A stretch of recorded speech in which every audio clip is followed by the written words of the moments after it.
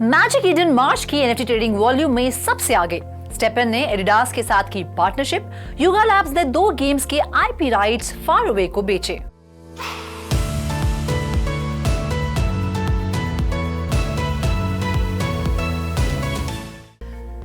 Hello and a very warm welcome to all of you. Magic Eden की कामयाबी से लेकर स्टेपन और एडिडास की पार्टनरशिप तक कई मजेदार एनएफटी अपडेट्स मैं रुचि शर्मा आपके लिए लेकर आई हूं।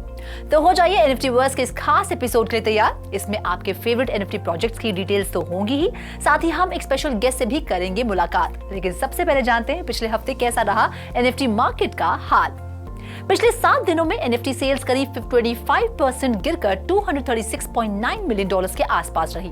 पिछले हफ्ते इथेरियम को जबरदस्त मात देते हुए नंबर 1 के ताज पर अपना हक जमाया बिटकॉइन एनएफटीज ने, जो करीब 35.6% गिरावट के साथ $111.8 मिलियन एनएफटी सेल्स जुटाने में कामयाब रही। तो वहीं इथेरियम की एनएफटी सेल्स बेहद खराब रही।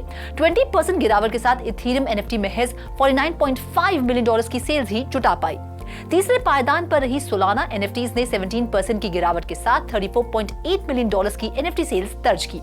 चौथे पायदान पर रही पॉलीगॉन एनएफटीज ने 33% बढ़त के साथ $15.4 मिलियन सेल्स दर्ज की।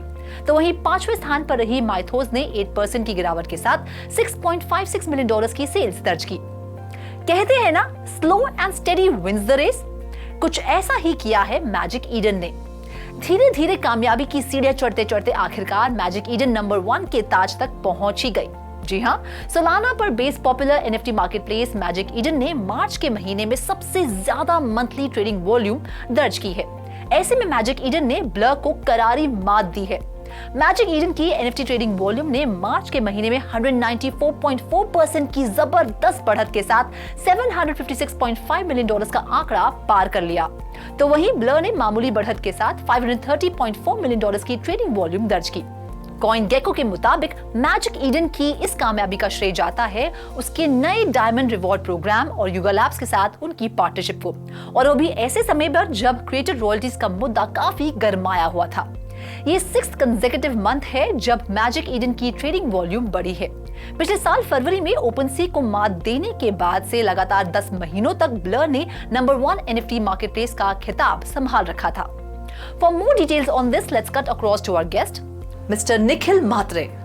There is a tough competition between Ethereum and Bitcoin NFTs for number 1 spot. What is the current NFT market situation and what future do you see for NFTs?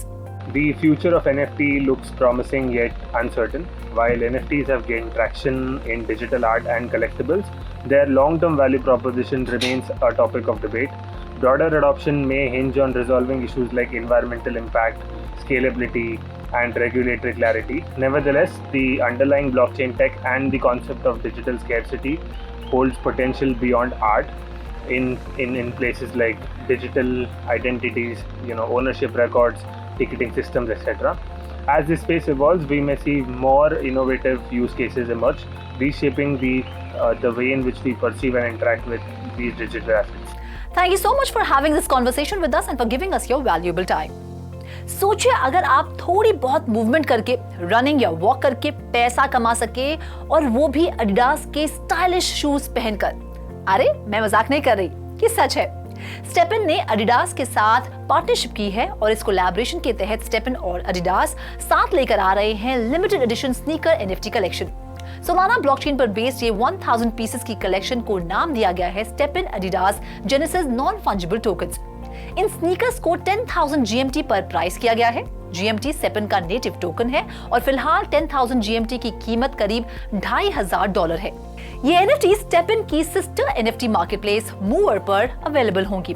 इस collection की पहली 200 genesis sneaker NFTs अप्रैल 17 को drop की गई और बाकी की 790 NFTs public raffle cell के जरिए अप्रैल 18 से 21 के बीच रिलीज की गई। खास बात यह है कि हर 24 घंटे में विनर्स की अनाउंसमेंट की गई और गुडीज को विनर्स ने मूवर मार्केटप्लेस पर क्लेम किया। इतना ही नहीं, जो यूजर्स कुछ नहीं जीते उन्हें रिफंड तक दिया गया। इसके साथ ही फेयर डिस्ट्रीब्यूशन के लिए 1 NFT पर वॉलेट की लिमिट रखी गई। स्टेपन एक move to earn fit tech app है जिसमें वर्चुअल स्नीकर्स एनएफटीज की जरूरत होती है ताकि वॉकिंग, जॉगिंग और रनिंग के जरिए क्रिप्टो रिवॉर्ड्स अर्न किए जा सके। ऐसे में स्टेपन और एडिडास की ये पार्टनरशिप कमाल का आइडिया है। BAYC के दिन आजकल अच्छे नहीं चल रहे। नंबर 1 के सिंहासन पर राज करने वाली BAYC NFT कलेक्शन का फ्लोर प्राइस 2 सालों में 90% गिर गया है। BAYC वो ब्लू चिप NFT कलेक्शन जो पिछले कुछ सालों से NFT किंग के ताज पर गुरूर कर रही थी, अब सीधे 90% नीचे आ गिरी है। जी हाँ, BAYC का फ्लोर प्राइस इन दिनों इतना ज्यादा गिर गया है कि NFT इन्वेस्टर्स हैरान हैं। वो BAYC NFT जिनका फ्लोर प्राइस मई 2022 में 120 ईथर था, वो अब 90% नीचे करीब 10 ईथर के फ्लोर प्राइस पर बिक रही हैं। हैरानी की बात तो ये है कि मई 2022 में ईथर की कीमत करीब $3000 थी और अभी भी ईथर की कीमत $3000 के आसपास ही है। सेम डॉलर वैल्यू के बावजूद एक BAYC की कीमत तब $400,000 थी, जो अब सिर्फ $30,000 है। क्रिप्टो स्लैम के डेटा के मुताबिक 2022 से BAYC की ट्रेडिंग वॉल्यूम $1 मिलियन के डेली मार्क के आसपास रही है और 20% कलेक्शन 10 इंडिविजुअल वॉलेट्स में है। BAYC की कीमतों में ये गिरावट इथेरियम NFT कलेक्शन में NFT इन्वेस्टर्स के गिरते इंटरेस्ट की वजह से है। हाल फिलहाल इन्वेस्टर्स का इंटरेस्ट बिटकॉइन और सोलाना की नई कलेक्शन की तरफ बढ़ रहा है। पहले BAYC का फ्लोर प्राइस गिरा और अब युगा लैब्स के 2 गेम्स के IP राइट्स बिक गए हैं। क्या हो रहा है युगा लैब्स के साथ? NFT मार्केट की नंबर 1 ब्लू चिप NFT माने जाने वाली BAYC की कंपनी युगा लैब्स ने अपनी 2 गेम्स HVMTL और लेजेंड्स ऑफ द मारा की इंटेलेक्चुअल प्रॉपर्टी फार अवे को बेच दी है। युगा लैब्स ने यह भी अनाउंस किया है कि उनके चीफ गेमिंग ऑफिसर स्पेंसर टकर फार अवे को बतौर नए चीफ प्रोडक्ट ऑफिसर ज्वाइन करेंगे, ताकि नई कंपनी में भी उनकी गेम्स की कंटिन्यूटी बरकरार रहे।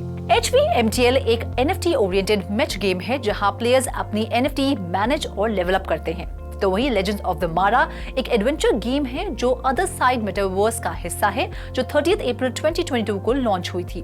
वैसे आपको बता दें कि युगा लैब्स और फार अवे इससे पहले भी साथ काम कर चुके हैं। फार अवे ने ही Mutant Ape Yacht Club themed game Serum City develop की थी। वैसे युगा लैब्स की ये अनाउंसमेंट ऐसे वक्त पर आई है जब NFT मार्केट मेजर डाउनटर्न से गुजर रही है और तमाम NFT कलेक्शन में से सबसे खराब प्रदर्शन BAYC कलेक्शन का रहा है। Well, that's all this episode of NFTverse। वक्त आ गया है आपसे विदा लेने का, लेकिन NFT की दुनिया से ऐसी ही और मजेदार खबरें मैं रुचि शर्मा आपके लिए लाती रहूंगी। Till then, do like, share and subscribe to 3.TV और इसी तरह की इंटरेस्टिंग अपडेट्स के लिए लॉग ऑन करें हमारी वेबसाइट www.3versetv.io पर या फिर QR कोड को स्कैन करें।